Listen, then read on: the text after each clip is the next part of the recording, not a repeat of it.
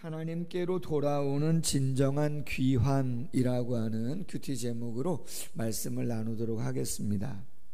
오늘부터 스가랴서의 말씀을 나누게 되어지는데, 스가랴, 여호와께서 기억하신다, 이런 뜻이에요. 여호와께서 기억하신다. 무엇을?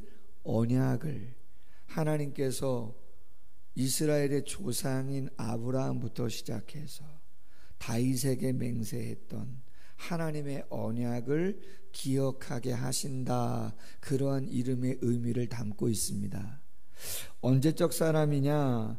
BC 538년에 페르시아의 고레스 왕이 칙령을 내렸어요. 귀환해라, 이스라엘 유대인들 너희 고향으로 돌아가라. 그리고 너희가 섬기는 하나님을 위해서 열심을 내라. 성전도 재건해라. 그래서 약 4만 2천 명이 조금 넘는 사람들이 스룹바벨 총독과 여호수아 제사장을 통해서 귀환을 합니다. 그리고 한 2년 정도 성전 재건에 열심을 냅니다. 그러다가 중단이 됩니다.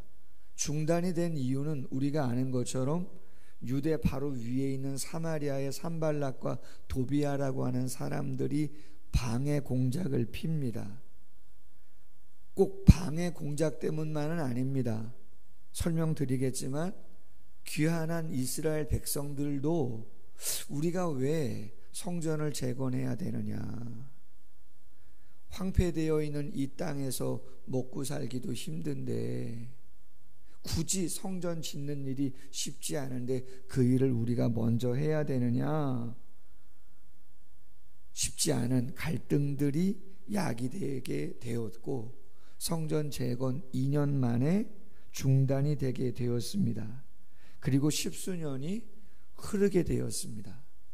그랬을 때 하나님께서 오늘 스가랴서의 저자인 스가랴와 동시대의 선지자가 학개 선지자인데, 그 선지자를 통해서 영적인 깨우침을 주시는 거죠. 왜 성전을 재건해야 되느냐, 왜 하나님 말씀을 들어야 되느냐, 앞으로 나아가야 할 길이 어떤 길이냐, 그런 것들을 스가랴를 통해서, 그리고 학개 선지자를 통해서, 그들의 동역을 통해서 메시지를 주고 있는 것들입니다. 감사하게 그 메시지를 잘 받게 되어서 516년에 4년 만에 성전을 재건하게 되어집니다. 그게 스룹바벨 성전이라고 하는 것인데 감사한 것이죠. 그 여정에 대한 이야기를 스가랴서가 보여주고 있습니다. 자, 오늘 1절에 보면 이렇게 이야기합니다. 다리오 왕 제2년 여덟째 달, BC 520년 8월입니다. 성전 재건이 다시 시작된 지 약 한 달 정도 지난 시점입니다. 여호와의 말씀이 이도의 손자 베레가의 아들 선지자 스가랴에게 임하였다. 제사장 가문 출신 스가랴에게 하나님의 말씀이 임했다는 거죠. 뭐라고 이야기하나? 여호와가 너희의 조상들에게 심히 진노하였었다. 그러므로 너는 그들에게, 이스라엘 귀한 자들에게 말을 해라. 만군의 여호와께서 이처럼 이르시되 너희는 내게로 돌아오라. 만군의 여호와의 말이다. 그리하면 내가 너희에게로 돌아가리라. 만군의 여호와의 말이니라. 여러분, 어느 때 만군의 여호와다라고 하는 이러한 호칭을 쓰죠?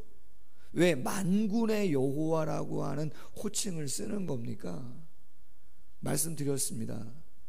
지금도 전쟁의 시대지만 고대 사회는 전쟁이 훨씬 더 많았다고 볼 수 있습니다. 전쟁의 역사죠. 흥망성쇠가 정말 많이 일어났던 시대입니다. 이스라엘도 마찬가지 아닙니까? 북쪽 이스라엘이 아수르에게 멸망했고 남쪽 유다가 바벨론에게 멸망했고 70년 포로 생활 종살이 했고 하나님의 약속대로 이사야와 예레미야가 예언한 대로 70년이 찾아 하나님께서 이사야 44장에 예언했던 45장에 예언했던 고레스를 통해서 귀환을 명하게 하셨고 돌아왔어요. 성전 재건해야 되겠다 열심을 냈어요. 2년 동안. 근데 무엇 때문에요? 북쪽에 사마리아의 산발락과 도비아가 침략하려고 가진 애를 쓰다 보니 두려웠던 것이죠. 어려웠던 것이죠. 포기합니다. 왜 만군의 여호와라고 하는 표현을 쓰냐 말이에요. 그리고 지금 스가랴에게 하나님의 말씀이 있는데 처음 말씀하시는 내용들이 뭡니까? 너희 조상들에게 하나님이 뭘 했다고요? 진노하셨다는 거예요. 왜 그런 말씀을 하고 계시냐 이 말이에요. 돌아오라는 말씀은 어떤 말씀이에요? 회개하라는 말씀이죠. 왜 그런 이야기를 할까요? 말씀 중에 마태복음 7장에 보면 집을 짓는데 모래 위에 집을 지은 사람이 있고 반석 위에 집을 지은 사람이 있다고 이야기합니다. 모래 위에 지은 집, 바람이 불고 비가 오고 창수가 들이치면 쉽게 무너지는 것이죠. 그리스도이신 예수님의 말씀 위에 진리 위에 집을 짓는다, 삶의 목적과 소망을 두고 살아간다? 어제 말씀 나눴잖아요. 영원을 사모하는 마음을 우리 마음에 두셨다. 영원을 심으셨다. 때가 되면 그 영원을 바라보고 살아갔던 우리의 삶의 모든 것들이 재평가되어질 때가, 정확한 평가를 받을 때가 올 것이다 라고 하는 거예요. 무엇 때문에 인내했는지, 무엇 때문에 아쉬워하고 있는지, 무엇 때문에 겸손하고 있는지, 무엇 때문에 새벽을 깨우고 있는지를 하나님은 다 평가하시고 하나님이 갚으신다.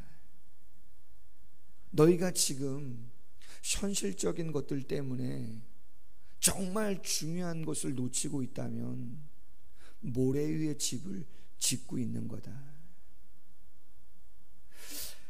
학개서 1장 2절 이하의 말씀에 보면 여호와의 전을 건축할 시기가 이르지 아니하였다 하는구나.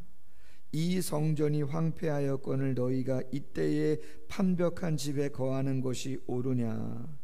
너희가 많이 뿌릴지라도 수확이 적으며 먹을지라도 배부르지 못하며 마실지라도 흡족하지 못하며 입어도 따뜻하지 못하며 일꾼이 삭슬 받아도 그것을 구멍 뚫어진 전대에 넣음이 되느니라. 이것이 무슨 까닭이냐? 내 집은 황폐하였으되 너희는 각각 자기 집을 짓기 위해 빨랐음이로라. 무슨 말씀이에요? 너희가 아무리 너희 개인과 집을 위해서 애쓰고 노력해도 구멍 뚫어진 전대와 같다 이 말이에요. 예레미야가 했던 이야기 아닙니까? 너희의 죄가 뭐냐? 하나님을 등 뒤로 던져버린 거 아니냐? 돌아오라. 말씀 위에서, 언약 위에서 집을 지어가라. 저희가 어떤 일을 하든 무엇을 하든 과연 그것이 하나님의 영광을 위한 것인가? 이웃을 사랑하는 마음으로 행하고 있는 것인가? 정말 예수님의 마음을 닮아가려고 내가 애쓰는 노력인가라고 하는 것을 우리 안에 계시는 성령과 늘 교통하면서 확인하고 가야 되죠. 그렇지 않으면 씨름해야죠. 할렐루야. 그렇지 않고 그 무엇을 한다? 그것은 쉽게 무너질 수 있는 것이다. 4절이야. 너희 조상들을 본받지 말아라. 옛적 선지자들이 그들에게 외쳐 이르되 만군의 여호와께서 이같이 말씀하시기를 너희가 악한 길 악한 행위를 떠나서 돌아오게 하셨다 하나 그들이 듣지 아니하고 내게 귀를 기울이지 아니하였느니라. 여호와의 말이니라. 말씀을 묵상하다 이런 생각이 들었습니다.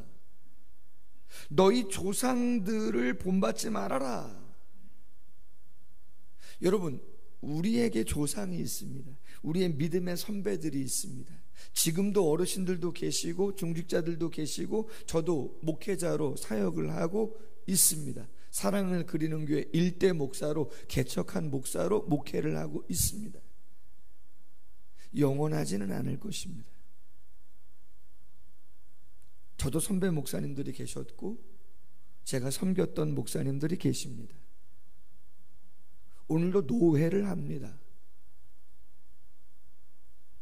어떠한 선배 목사님으로, 어떠한 중직자로, 어떠한 성도님으로 기억되느냐는 되게 중요하지 않겠는가 하는 생각이 듭니다.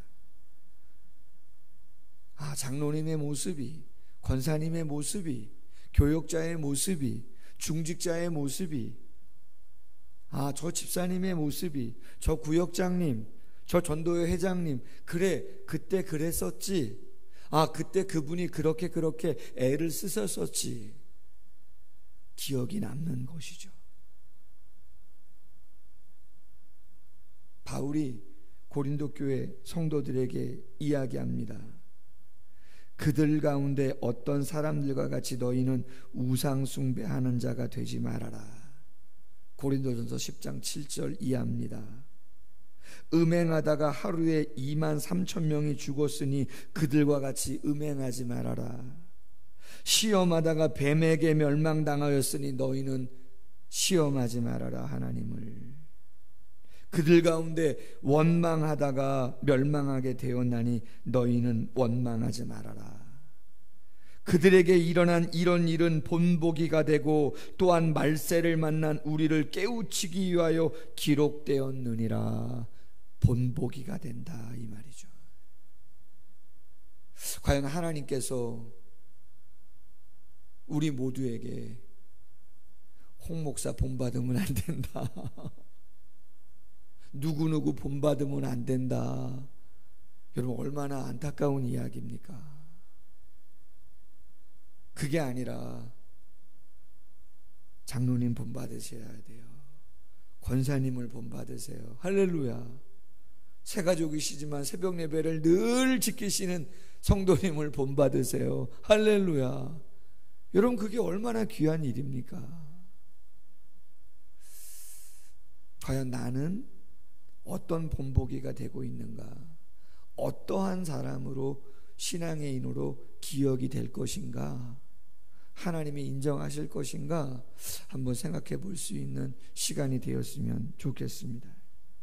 마지막으로 5절 이하의 말씀에 보면 이렇게 이야기합니다. 너희 조상들이 어디 있느냐? 선지자들이 영원히 살겠느냐? 무슨 말이에요? 시간 속에서 모두 사라지고 없다 이 말이에요. 지금 내가 나의 종 선지자들에게 명령한 내 말과 내 법도들이 어찌 너희 조상들에게 임하지 아니하느냐? 조상들도 사라지고 선지자들도 사라지지만 뭐가 남는 것이냐라고 하는 거예요. 그건 오직 하나님이 말씀하신 말씀이 남는다라고 하는 것이에요. 왜? 진리기 때문에 그것은 바뀌지 않는다 그 말입니다. 그러므로 그들이 돌이켜 이르기를 만군의 여호와께서 우리 길대로 우리 행위대로 우리에게 행하시려고 뜻하신 것을 우리에게 행하셨도다 하였느니라.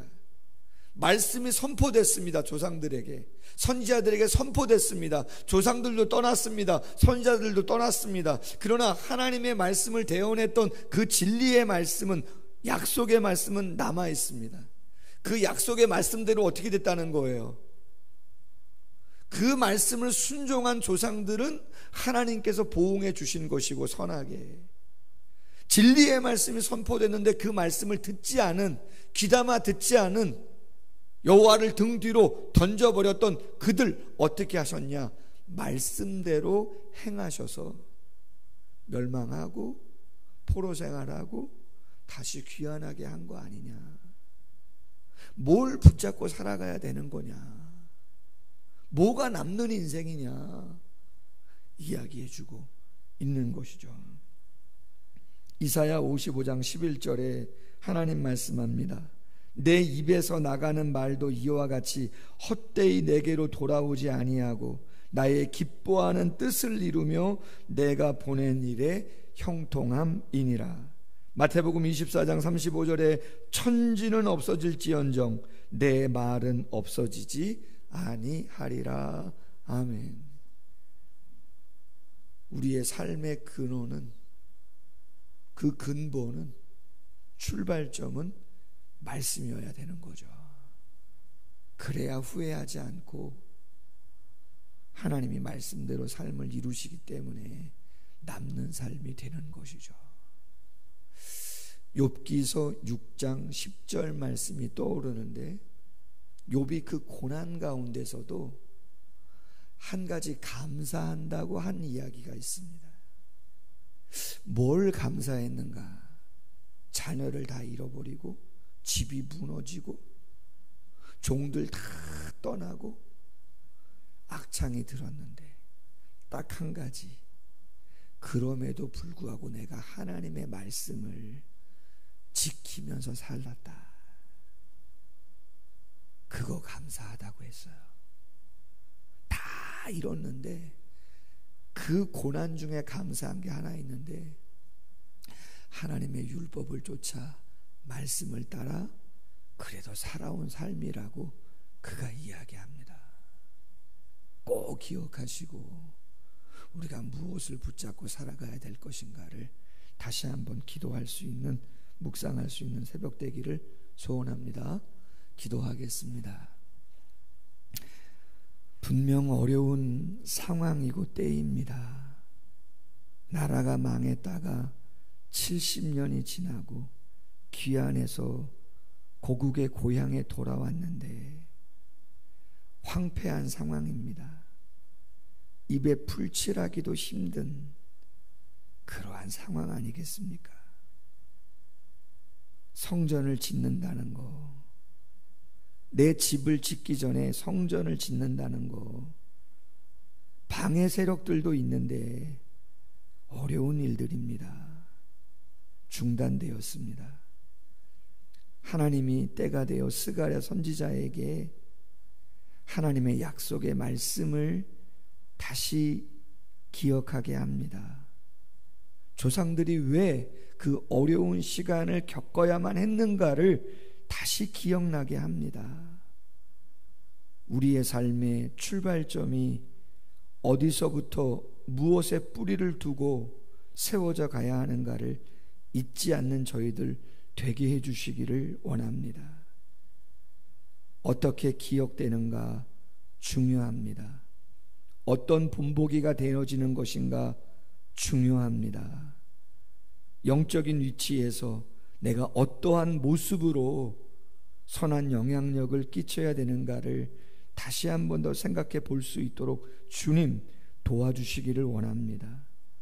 조상도 선지자도 세상도 하나님의 시간의 흐름 속에서 다 지나가지만 결국 남는 것은 진리의 말씀이 아니겠습니까?